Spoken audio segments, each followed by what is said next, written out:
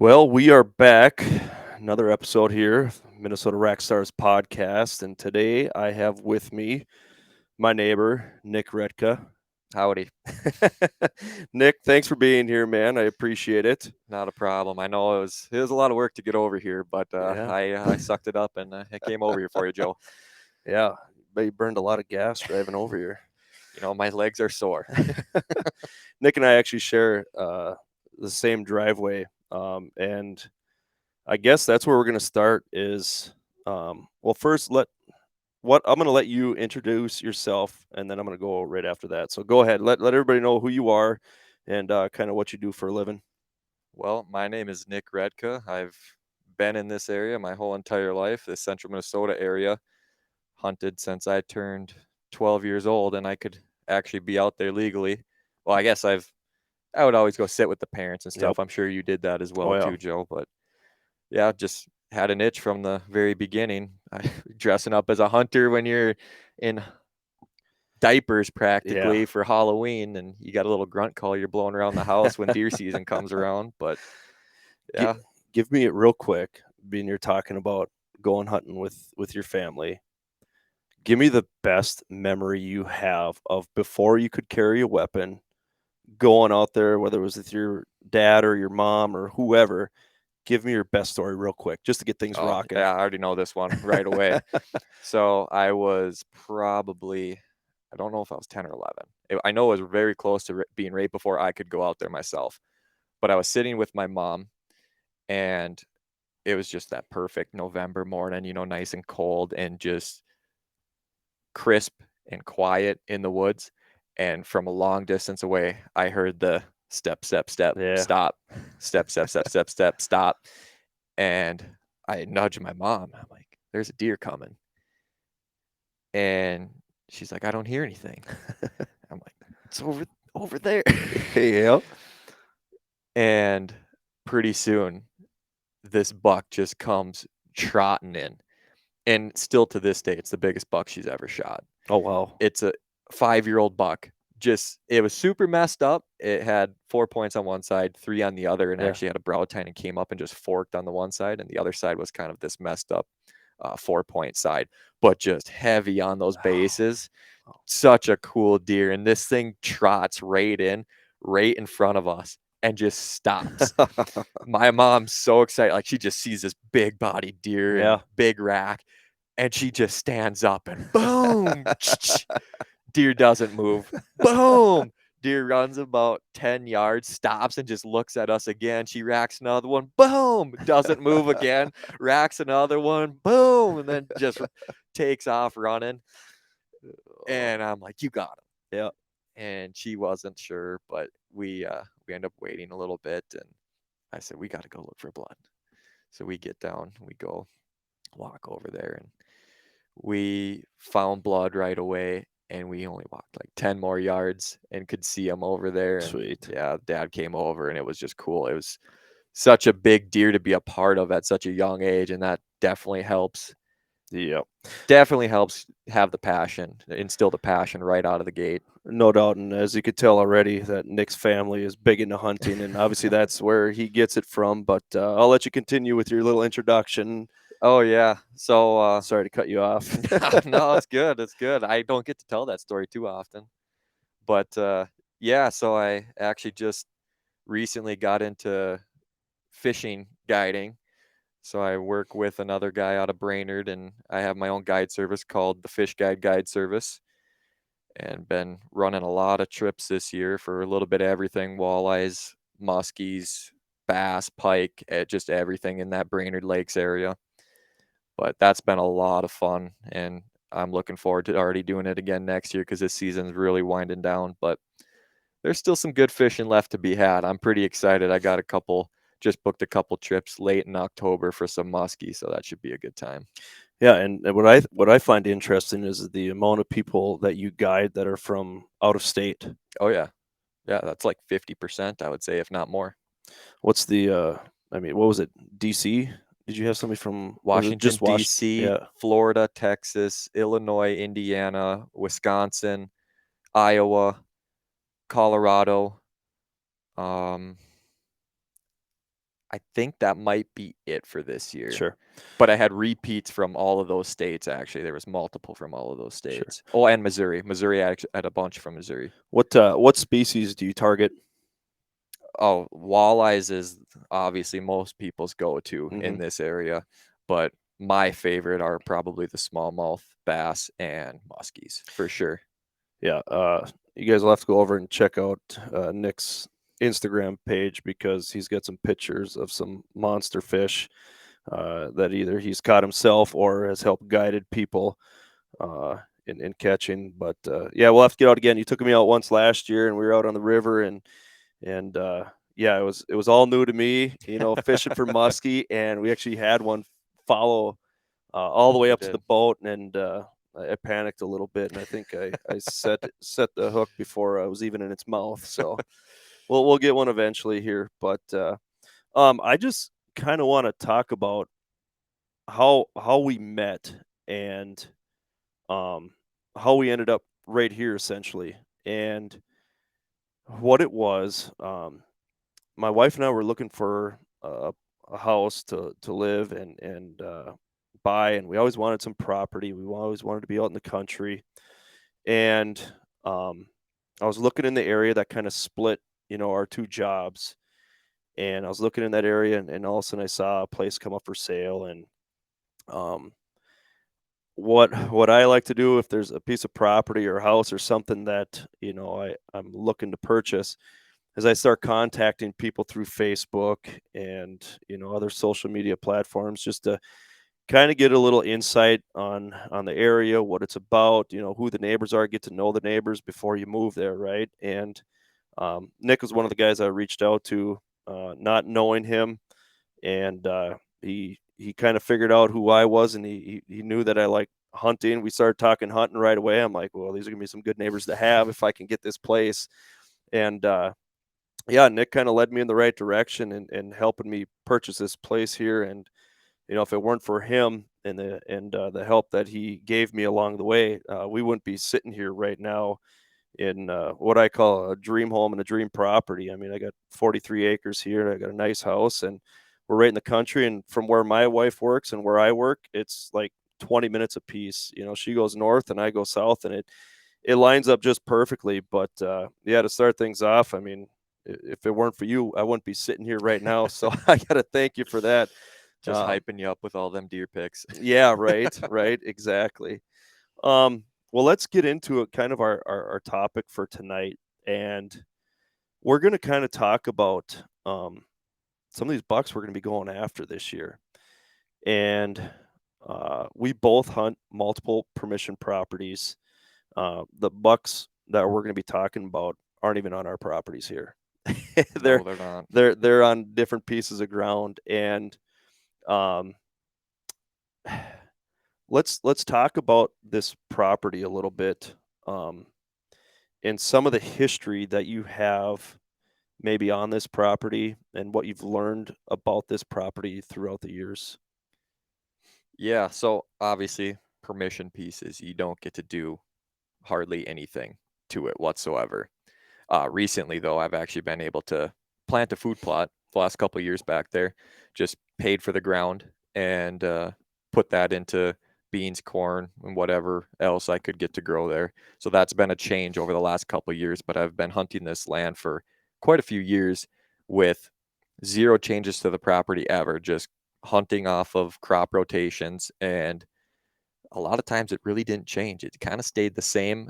Very seldom was there ever a rotation in something, but it was it was different back in the day when I first started hunting out there, doing a lot of sitting whenever, Yep. going to the same stands all the time, watching a bunch of deer from the very first opening weekend there. You see a bunch of deer out there, you have a good time, not knowing anything. You spook them all off when you walk out, and you just expect to go back there and see them the next time. And there's half as many deer the next time. The next time you go back, there's only a couple deer. The next time you go back, you don't even see anything. You're like, well, what happened? Where'd they all go? So that was the way I used to hunt, and now I've kind of reverted from there to hunting only when the time is right, and it's been paying off the last few years. We've been very fortunate the last few years to get on some really good deer, and now have another deer out there that I'm hoping to get a crack at now, that got a couple years of history with now. Just it's going to be a tough one, Joe. Yeah, I'm guessing there's going to be some sleepless nights up ahead. Archery season open, was it 2 weeks now? It's been open for 2 weeks, and Nick and I are kind of have the same philosophy when it comes to hunting. We bounce a lot of things off each other, and we kind of wait, for the pressure to be rising and those cool temps to be hitting. And it looks like not this weekend, but the following weekend, there's going to be a nice cold front moving in early October here, and we're probably both going to be in the stand.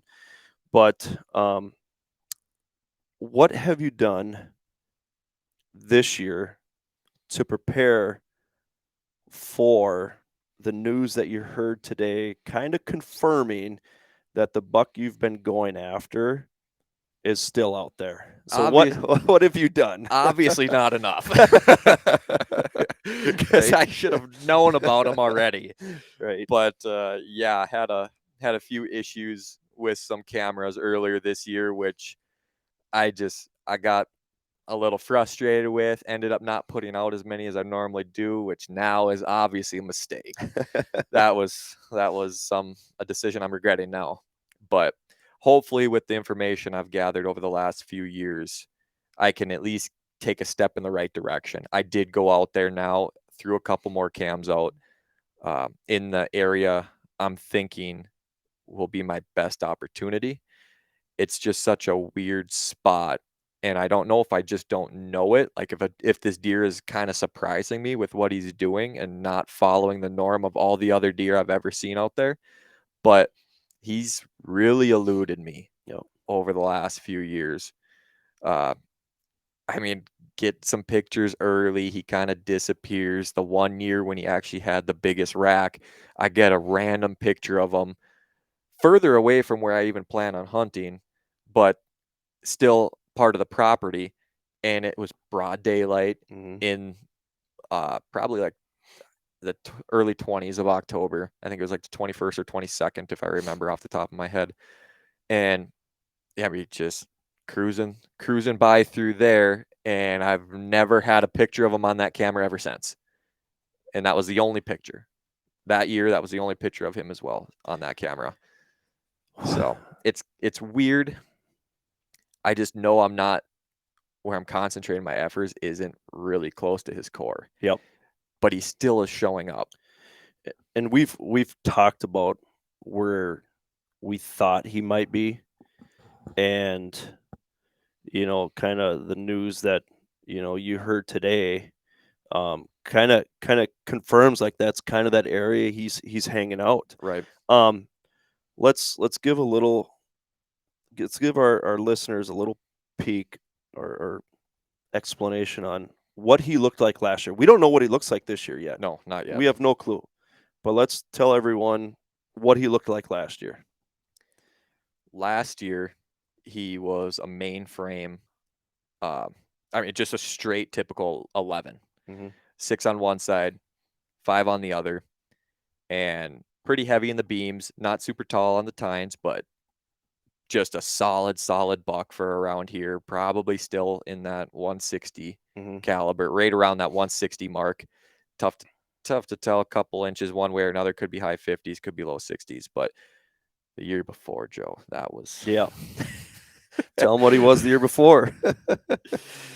most beautiful deer I've ever seen in my entire life.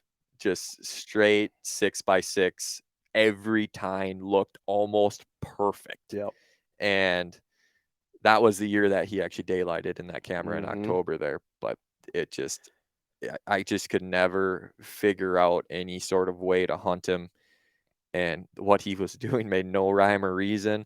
And my guess is this property is setting up a lot like the property one of the properties you're hunting as well too, Joe. Yep. And you know how difficult that has been to try to pattern a property like that, where it's just kind of bigger green pasture fields. They got food in them Mm-hmm. for the deer, but where does a guy start out there? Because almost everything seems like it could be a betting spot. There's plenty of opportunities, and there's not so many deer that every single spot is taken up by the deer.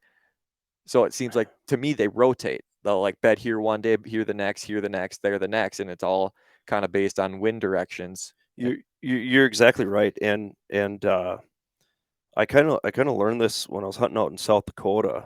Is take a step back before you take a step forward, and what I mean by that is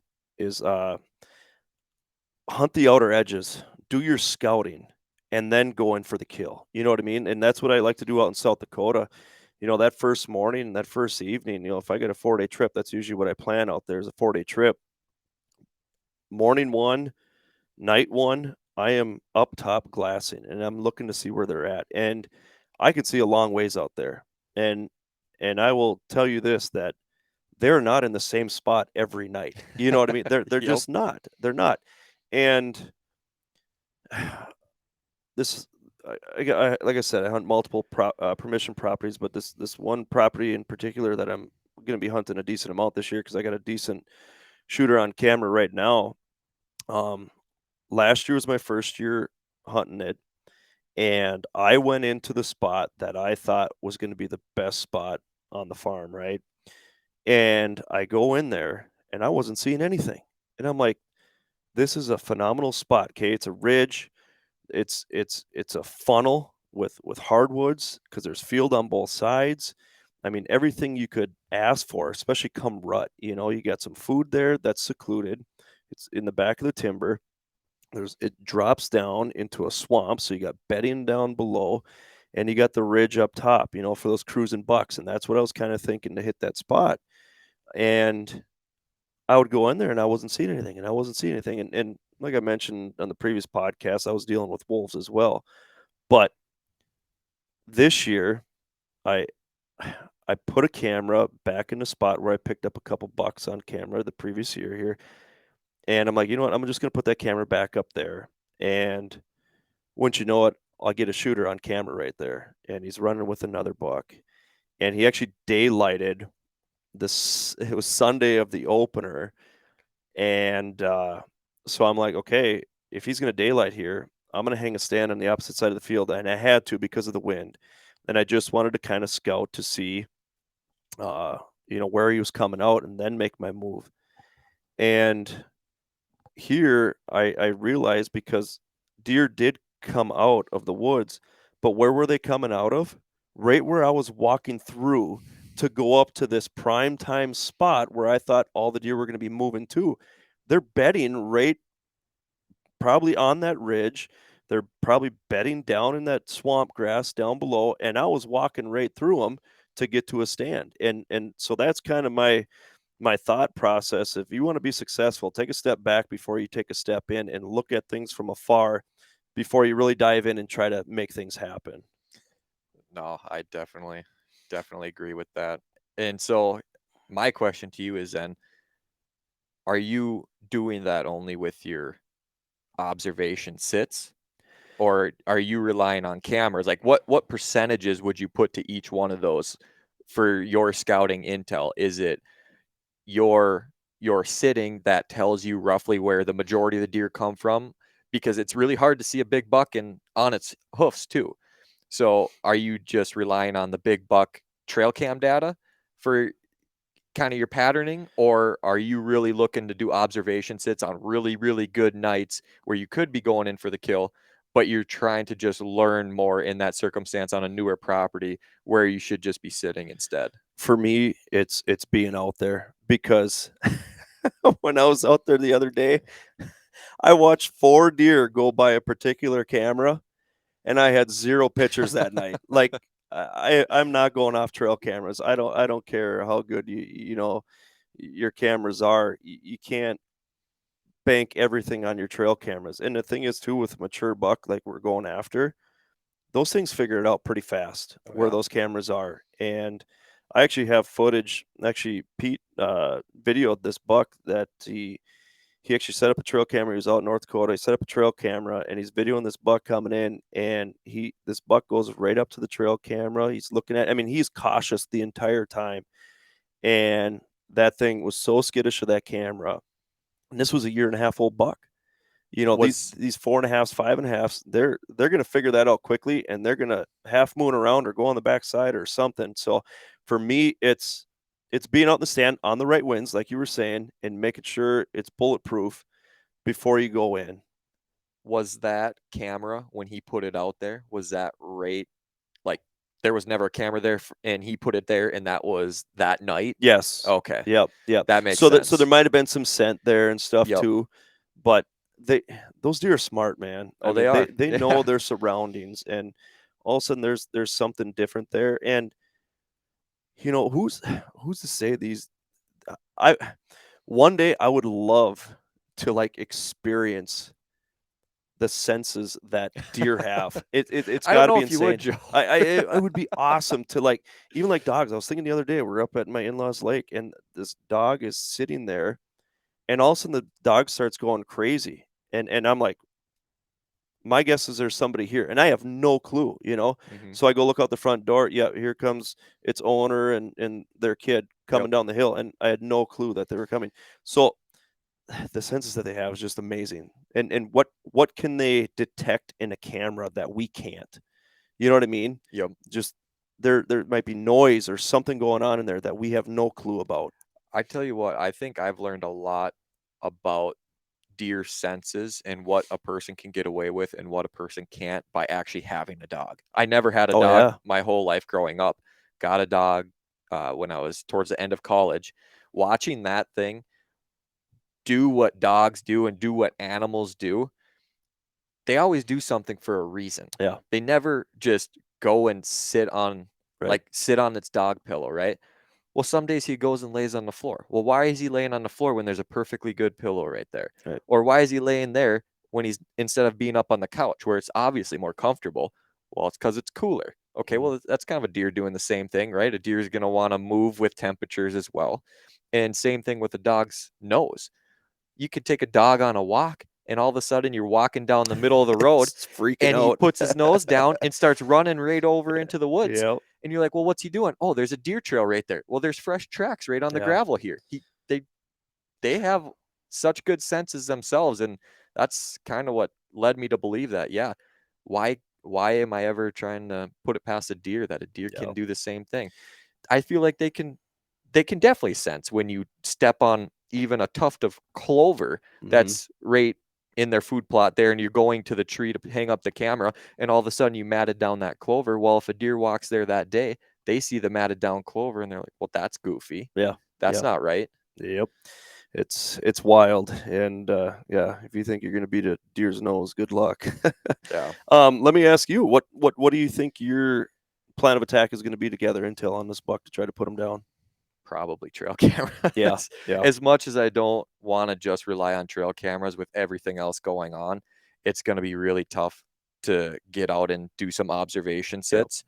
And with the couple years of intel I have on him, I don't have a ton to go off of, but I do have something. Mhm. And then just using the field's natural layout to my advantage, I feel like I know how I can get a little closer to this deer as long as I get confirmation that he's coming through this area.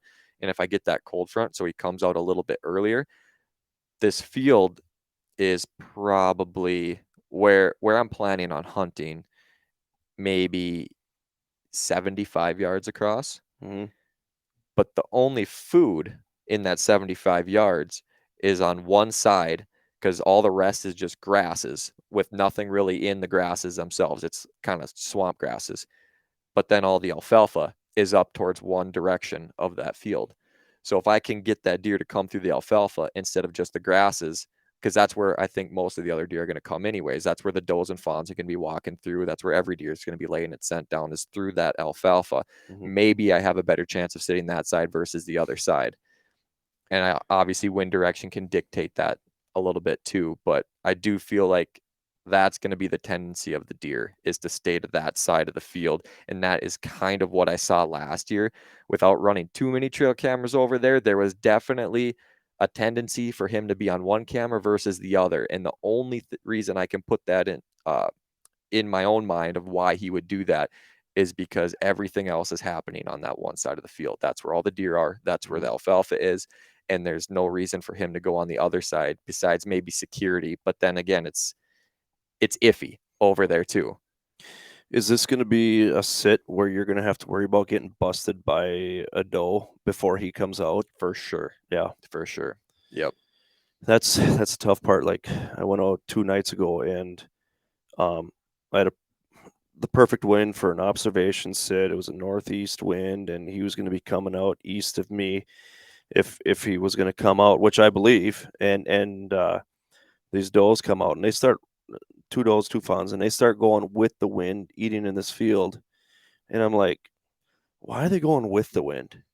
And all of a sudden they went about 30 yards and they stopped. And what they do, they worked back into the wind. They're like, yeah, this isn't right. We got to go the other way. And they came right over to my stand. And, it's one of those cool situations where you're in a stand. They have no clue you're there. And you can just hear them munching on those acorns, just mashing them, right? And they were there for a while. And then eventually one looped around me on the backside and she took off running. So all 4 of them ran with her. And they're kind of curious what was going on, and then gave one blow, and then they took off. Sure. So that was good. They didn't, blow up the whole woods and everything. Sit there for 20 minutes. Oh man, there's nothing worse. But so this property, you've hunted it for a long time, right? Yep. And if you were, I mean, obviously you're going to be going out here in October here to try to put them down. But when you go out, sometimes there's a level of confidence, right? Say you get a picture of him. Say you don't get a picture of him, and this cold front comes. Are you going out in that area where you've heard he's been? That's the only reason I'm hesitating is because of the other bucks that I have on camera as well.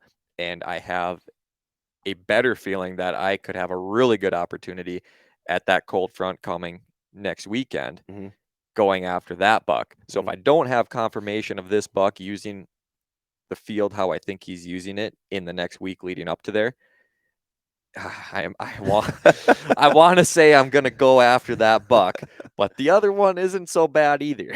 Right. And he's definitely way more killable. Yeah. And so it's just a matter of, okay, how much do I want to put into somebody else's word? Which in this case it seems pretty reliable. Yeah. I'm not going to say that it's definitely like this guy's lying or anything like that. I think he's definitely seeing what I think he's seeing. It's just that I have so much confidence in killing that other buck in that same time frame because I had daylight pictures of him on October 7th of last year too, and it was the same stand I killed a buck out of 2 years ago as well, and I have a feeling he's running the same program. So if I don't get confirmation, I think the other deer's in trouble instead of that one. Yeah. Oh, I like to say I got enough to hold out for that one, but I don't think I do. Yeah, they're both going to be really good deer. And right now we just have word of mouth on what this deer looks like and possibly scores, right? So you in your mind right now, based off of what you heard, what does this deer look like right now? Based off of what you heard. It's tough because it's a drought year. And this drought was worse than the previous 2 years, I would say. I think is what I heard, and it seemed like too. But and on top of that, the winter we had. Yeah, brutal winter, late start to antler growth. I still feel like he's got to be a upper 50s 10 point at a minimum. Just based off of everything else he's been over the last 2 previous years, being of like that 170 class the first time as that 6x6, and then that right around that 160 mark as that 11. If his antler growth struggled this year, he's still an upper 50s buck, I bet. Oh yeah. Oh yeah.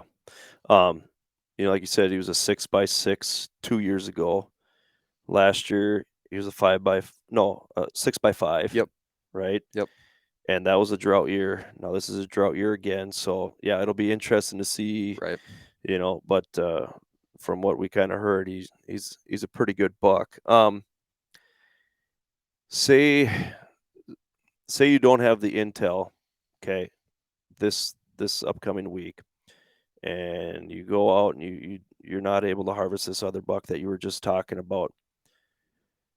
Throughout, when would you say would be the time you would have a good opportunity to kill this deer? Muzzleloader. Why is that? History says that muzzleloader's been good to us out there. Just a little, right? Yeah, we've been very fortunate out there. Cracked two really good ones with some age even. When was it? 2020.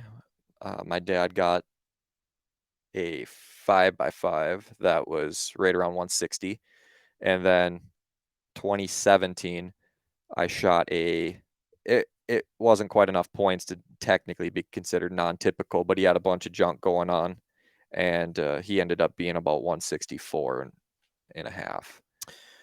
Yeah, that was both are really nice deer, and the buck that your dad shot, he was one of those bucks too where I think he was bigger the year before also. Yeah.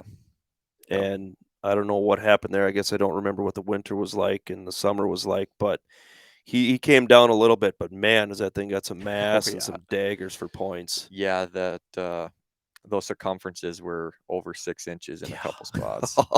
Oh man. Yeah, and why do you think that that muzzleloader time frame is such a good time frame to be out there in that spot? I just like it in general. But that spot has just been good to us because it just seems like those deer are able to hunker down and live in some areas, survive through that rifle season, and then once they get to that muzzleloader season, they're looking for that last doe coming in. And every buck we've seen, they've wanted to eat a little bit, but they've also been running too. They have their nose up, they're cruising, but they also stop to eat a little bit.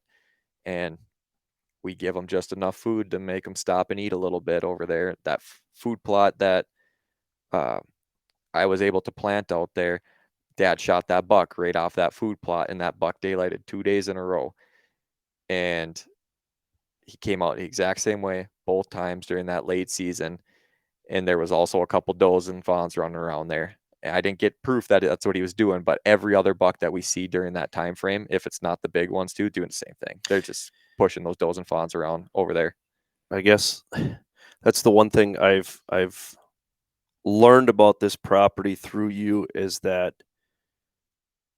the deer become pretty patternable out there based off of previous observations, trail cameras, hunts, all that stuff, where all of a sudden you get that right wind that you need for that field or that stand, and sure enough, like clockwork, those deer come out of those spots. And I think you actually called your shot or your dad shot when Both. you guys went out there. Yeah, Yep. it's Both. just like, and I remember talking to you, Dad's gonna shoot that buck tonight, and sure enough, Yep. they ended up doing it.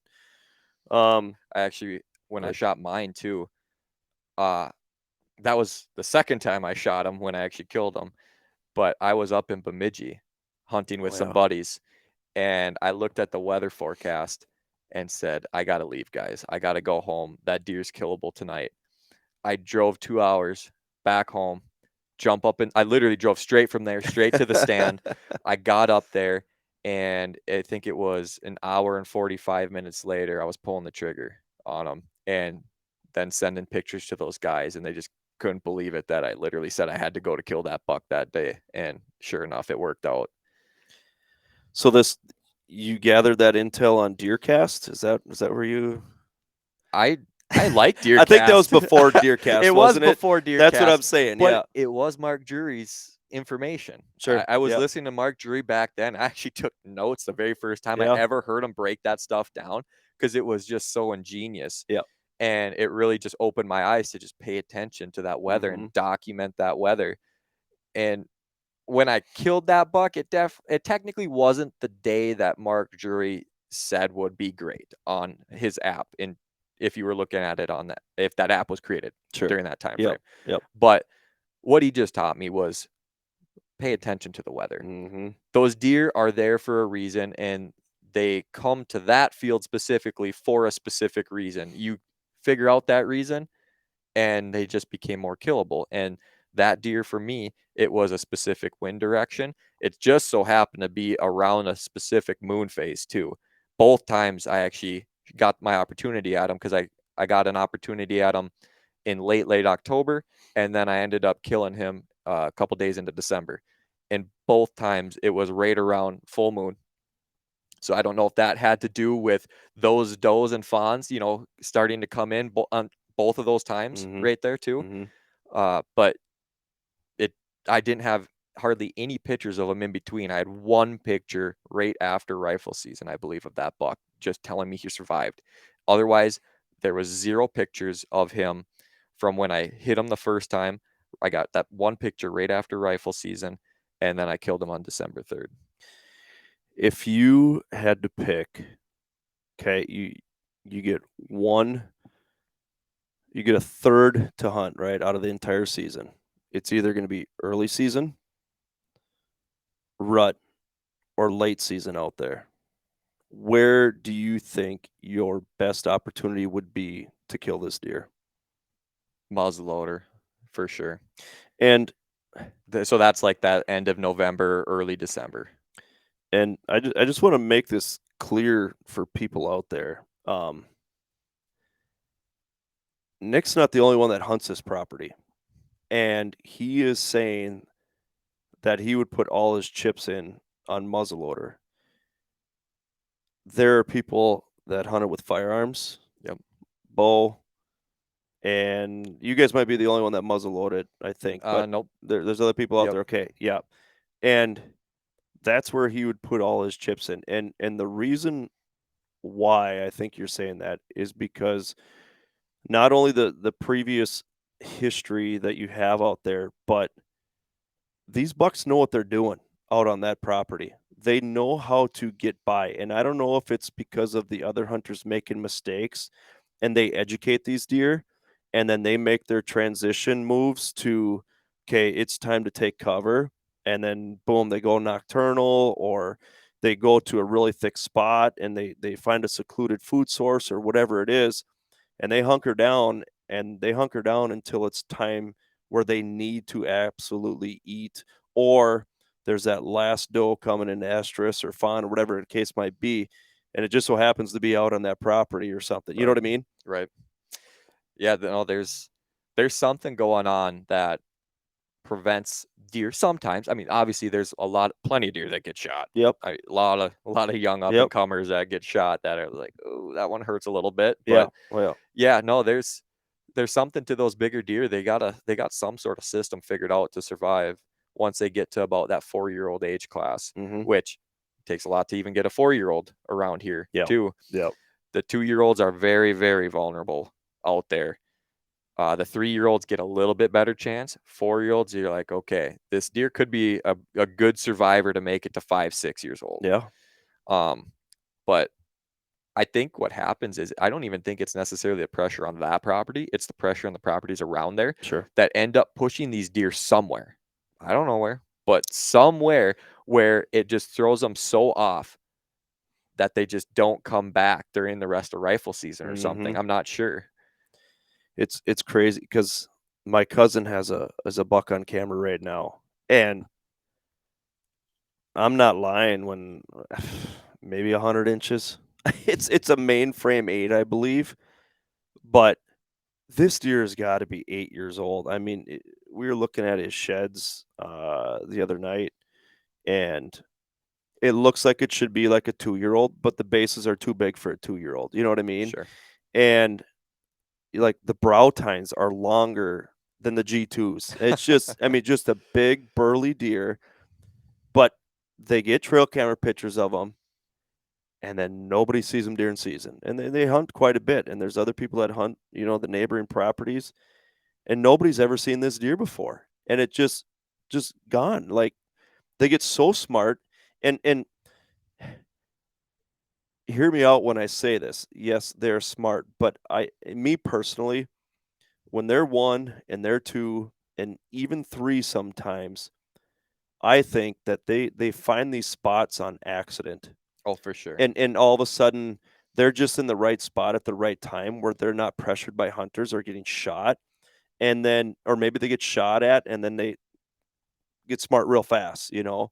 But a lot of it's luck, but once they get to that I I'm gonna say 4. I mean, 3, yeah, I mean, but still, you see some 3-year-olds make some dumb mistakes, But they're getting better. but they're getting better, They're no getting doubt, better. no doubt. But once they hit that 4 mark, I mean, they know exactly what to do. I mean, it's like clockwork. They know exactly what to do when they need to do it that time of year, and they get smart. But now on the flip side, we've heard this deer has been out in the daylight that you're going to be going after. You know, that kind of goes to that theory where as they get older, sometimes they become a little more visible, which might help you in the end here. Well, one can only hope. Right, right. Um, but to kind of going back to like what we were talking about, how some of these bucks make it through, it just seems like every big buck that you end up getting on camera on this property finds a way to survive until you guys drop them in late season. It just seems like that. There is a lot of them that can make it to that late season. I don't get it. Like on paper, you would never guess that. Yeah, yeah. It just does not look like that type of property.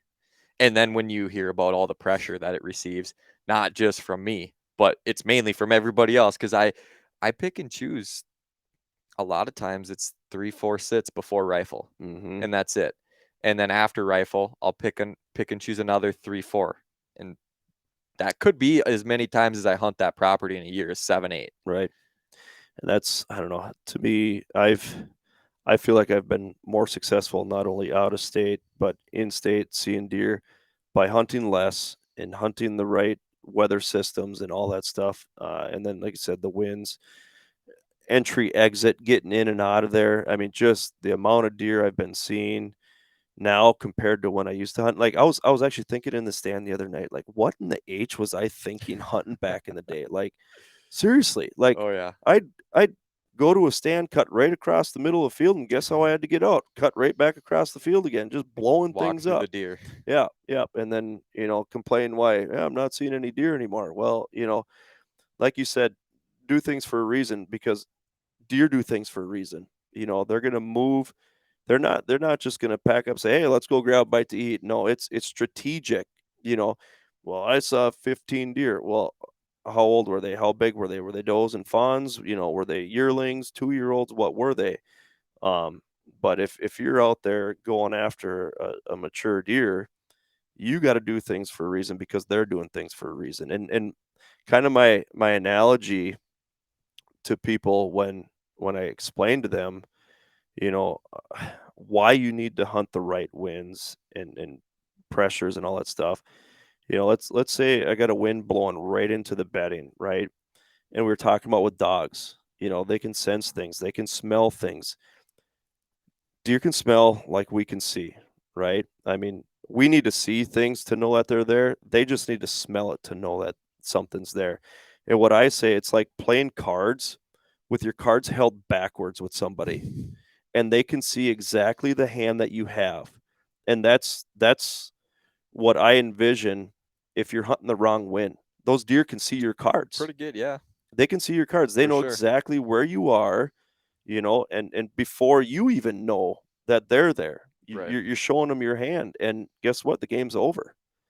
And it takes a while for people to understand that, and the best way to understand that is by making mistakes. Yep. And that's how we've learned throughout the years, and that's how everyone learns throughout the years is through mistakes, because it's very hard to understand something when you haven't experienced it yourself. I can tell you things and you're like, "Okay, yep, yep, yep." But until you actually experience it, it's difficult to understand and really comprehend. It hurts a lot making those mistakes, so. It does. So here's the question. Yeah. How do you plan on hunting your buck without making that mistake? You've got one two pictures this year so far of Two, that buck? two, yes, yep. Okay. And I've And had pictures last year. you've done one observation sit Yep. this year. So how many more observation sits you think it's going to take? How many more pictures you think it's going to take before you can actually feel confident in making a move and not making those mistakes? Well, I've been so conservative that I haven't even hung a stand over on the side that he's been coming out on, that which I believe he's coming out on. Um, right now, I am playing it extremely safe because based off of last year's intel, it was kind of like your property. It was after firearm season when I had him daylighting on every single camera. I mean, I have a ton of pictures of him all over the place. And I don't know if that is because there was a doe or a fawn that come into estrus, or the amount of acorns that were in the woods in that spot. And that's the reason why I hung cameras in those spots, is because I was seeing acorns all over the ground. I mean, they were hitting me in the head. And I'm like, okay, deer are going to be eating out here. This is a food plot. I'm going to put a camera up here. I'm going to put it down 100 yards and another 100 yards. And I have deer feeding throughout that spot. Now, one, my guess too is what I've learned from that is those trees over there are more late season acorns that they're going to feed on. So that's why I'm playing it safe, because I don't want to blow things up right now, and play it safe to kind of keep them on the same pattern, and then I'll jump into this other spot come later season. However, there is a spot that is really thick, thicker than any other spot on the farm, that where I had all those daylight pictures of him, I think he might be hanging out. And if he's not hanging out there, it's a really good spot for a doe to try to escape and get away from a buck during the rut. So I'm going to be hitting that spot over there, a little closer to this thicker area, where I think there's going to be some good deer. And the only tough part is it's really, really close, basically right in the same spot where I saw those timber wolves last year. Sure. So we'll see what happens. But I learned a lot last year on this property. It was a shot in the dark, and I was just going by gut instinct. Okay, here's a little funnel, food, open area. Bucks aren't going to want to go through the open area. They're going to take the inside corner, those types of things. That's where I kind of hung some cameras. But now I have some intel, and I'm going to go off of that. And especially kind of like what you're talking about with your buck, this next cold front coming up, you have the intel from last year. You're going to use that to try to stack the odds in your favor this year. And that's kind of what I'm doing right now. I'm just going to play it extremely safe. I would like to lay eyes on him to see where he's coming out, but that doesn't mean I can get in that spot. He's coming out in that spot for a reason, because the wind's in his favor. But if I could get on the other side of him, say he wants to work a north wind, if I can get a stand on the south side of where he's coming out, I might be able to get a shot, but it's going to be quick. He comes out, there he is, be ready, rock and roll. So have you figured out any specific wind directions for hunting that spot? Like, was there a specific wind direction he was using when he was kind of over there, or is there only a certain wind that you can use to access that spot? It has to be that, otherwise it's just a no-go. The wind that he was using is the perfect wind for me to get in. He's coming out on the east side of the field, and it's a northeast wind.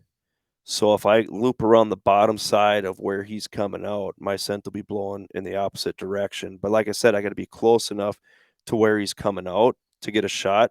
However, he might be bedding 20 yards off the field. You know what I mean? Because Sure. if he was daylighting, if he daylighted 2 weeks ago, he's got to be bedding really close to that camera. You know what I mean? Like, he's not going to travel 300 yards in daylight in the evening. You anticipate that staying the same, like him using that same spot for the continuation of the year? It's tough to say. I mean, I might, what I think I'll end up doing is waiting for like a picture of him leaving, but a picture of him coming back. And if I see him coming back to that spot, that's when I might hit it if the wind is right.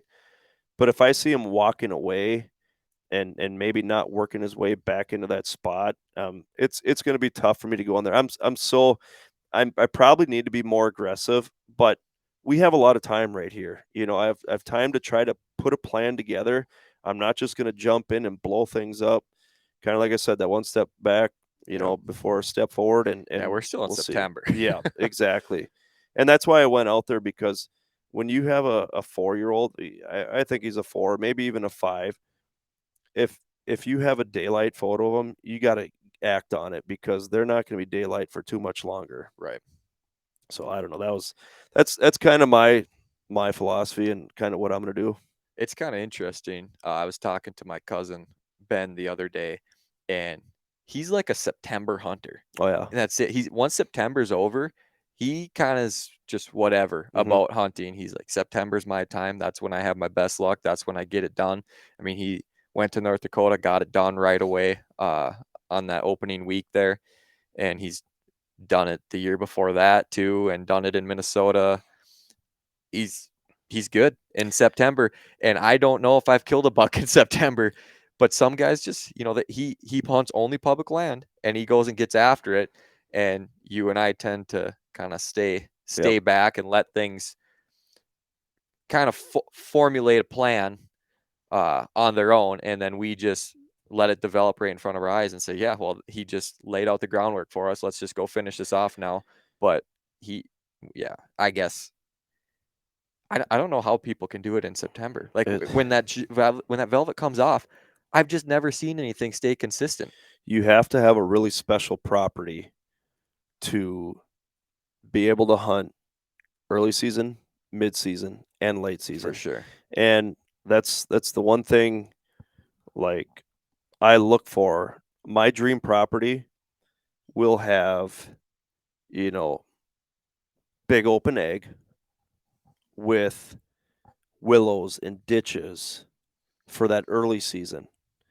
And then you need that good thick cover, hard timber for that rut phase. And then you need that good thermal cover for late season, along with your big egg fields that you can hold deer. And it's a special property if you can have all three phases working in your favor, because there are some property like this one over here. I'm not even stepping foot out here, because I know that I very, very seldom see a buck before mid-October. I mean, Yep. consistently, I might get one that cruises through once, but that's it. Why should I go jumping in there and blowing things up when I know the majority of my buck movement's going to be mid to late October? Do you think that's a product of you still being new to that property, or do you think that's a product of those big ones not being there till that velvet is gone and the leaves are gone, and then they establish that as more of a core area because of the lack of intrusion, cover, whatever it might be over there? I want to believe that, the lack of intrusion has a big part of it, but the main factor, I believe, is just the amount of food that's out in these big egg fields, that these deer can go out in the middle of the field in the middle of the night and know that they're safe from predators and whatnot, and they have all the nutrients they need out in these big egg fields, because these guys, they're putting the proper, fertilizer on there and chemicals on there to get the optimal growth out of the beans and the corn and the alfalfa. So that's heaven for those deer. But then all of a sudden things start to dry down. Things start to get harvested. Now those cornfields are no longer 7-8 feet tall. They're black dirt. So now they have to find these spots where you know that are in the woods. The good cover and acorns and all that good stuff. But it's just one of those things where I don't know. You might get a buck that might call his home one day, and I don't know why he would, because it's just too thick, early season. But Yep. I don't know. It's just kind of the way it is. I've seen it with other properties. I don't have any bucks on camera. Okay, it's early season yet. Bucks still have velvet on. Talk to me in a couple months here when they shed their velvet, and Right. then tell me how many bucks you got on camera. But it's one of those things. Like, even when I search out permission properties, I kind of look at the property to see if it's a property I'm going to be focusing on early season, mid season, late season, or is it good enough for all three? And if you can get a permission property that's good for all three of those phases, you got a darn nice property. Oh, if you can get a permission property with all three, yeah, that's incredible. Yeah, But that's a unicorn right there. it is. It is. It It is. always seems like there's some sort of manipulation that's needed for it to excel in all three Hmm. of those. So let's kind of give the listeners here real quick. What percent chance do you feel you have of killing this buck? Oh boy. I I don't feel like it's super high right now. Yeah. Yep. I'm gonna go with a 5%. 5%. 5% right Oh, now. buckets. Yeah, until I get a little bit more information. I have the history and it's a possibility. And I do think if I sat it enough, if I just went out there and kept sitting, I do feel like I could lay eyes on him eventually. But that's definitely not the route I enjoy going. Yep. You get burnt out. You got other things to do, and then you get behind and everything, and then all of a sudden winter's here and you didn't do anything either. Yep. But I feel like with the help of the cameras, if I can just get a little bit of confirmation, just if I can get like one set of pictures, Mm-hmm. I would bump it up a little bit more Yeah. than that. I do think I have an idea in my head what he's doing, and I think he might. There's two possibilities. He's either betting in a really really stupid spot Yep. that is just so out of the ordinary that it just would make sense for a big buck, I guess, Yep. because it would be this like small little spot that he kind of just found some seclusion with. And if not, he's betting in a bigger woods that I know roughly where he's going to come out and where he's going to how he's going to approach the field where I've got my most of my pictures of him at. It's just a matter of if I try to go sit over there, I can't sit the other spot too. If I sit the field, I see both of those spots. Mm-hmm. I can see both of those, my guesses as to where he's going to come out. So do I take and play it conservative, sit the field, watch both, and just hope that that cold front brings him out quicker? Or do I try to press my luck, get back there a little bit further and kind of say he's definitely coming out of here? I want to make sure I get him during daylight just in case that cold front isn't quite enough to get him all the way out to me. And I definitely could. It's just a little bit bigger of the gamble because you got to go a little bit further in Yep. there. The stand opportunities aren't quite as good either without getting super super close to them. But it's it's not impossible Yep. to do that either. When are you going to take that gamble? When are you going to I call think me up and say, first, Joe, I'm going? I I'm think going. I think if I get a picture of them first cold front here in whatever it is 8 days from Yep. now, I think I sit the field and because that'll be where his picture was. At Yep. least I know he's using that area if I get that picture. And then I sit there in anticipation of that cold front being enough to get him there earlier Mm-hmm. and with enough legal daylight to get her done. Otherwise, probably into the 20s of October, Sure. I would say is when I make a move a little bit closer to where I think he would be then. Yep. Yep. And after this cold front, too, if I don't get a picture of him, I still got about 3 more cameras I can put out there. And at that point, I think I go expand my cameras a little bit more, get him into a couple tighter areas over to his bedroom. That way I can just sneak in, sneak out really quick, get a couple more cameras set up. Obviously, there's risk with that too, like we talked about with them seeing that camera getting boogered up from that. But I think it's worth it. It's worth it at that point Mm-hmm. if I don't have a picture of him by that first cold front, and I really got to try to figure something out. Yep. Yep. It'll be interesting. It's gonna be fun to you know, track this story as it goes along here, and we'll definitely share it with you guys. You know, when the time comes for Nick to harvest this deer, and hopefully he gets the job done. With that, why don't you just let everyone know where they can kind of follow along with your social media, stuff that you got going on there and your platforms? Well, I have Platform. I don't know. I don't know I mean what you have. I mean, I got my personal page, and that's where I post all my hunting pictures, but then I've shot and I've shot 2 deer out in Montana since then, and I haven't even posted those yet. I just don't post anything on Yeah. my personal page. I should get better at that. All my fishing stuff though is on the fish guide, and that's the guide part is spelled GUYD. And I just post a bunch of my fishing stuff out there, make some interesting videos sometimes, but Yep. more so have fun with it than even promote my guide service. I should probably do that a little bit more on there too. Maybe that would help out a little bit. But yeah, I just like having fun with filming. Filming's a good time. Yeah, it's fun, and I've learned a lot from yourself. Since I've moved in here, we talk so much, and we're kind of on the same page. And you've really helped me come a long ways, and really thinking. You're such a critical thinker, and I like that about you, that you break things down even more than what I think about, and I like it because it helps me look at things from a different perspective, and I'm not the type of person to say that I am right.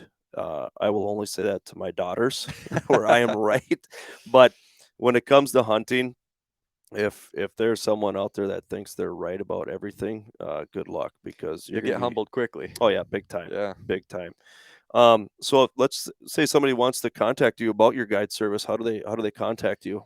Through Uh, your social media or what? yeah, social media might be one of the easier ways. Just send me a direct message on there. Instagram? Instagram's probably the best. Yeah. Okay. All right, perfect. And also too, if you want to get a hold of Nick and you can't get a hold of him, shoot us a message on our Minnesota Rockstars Facebook page, Instagram page, or whatever, and we'll get you in contact with Nick. But with that, Nick, thanks for joining me tonight. I Yeah. appreciate it. It's going to be a fun ride here, and hopefully we'll have some luck here in the near future. It's getting good. It's It just is. about to get good. It is. All right. Thanks everyone for listening in. Appreciate it.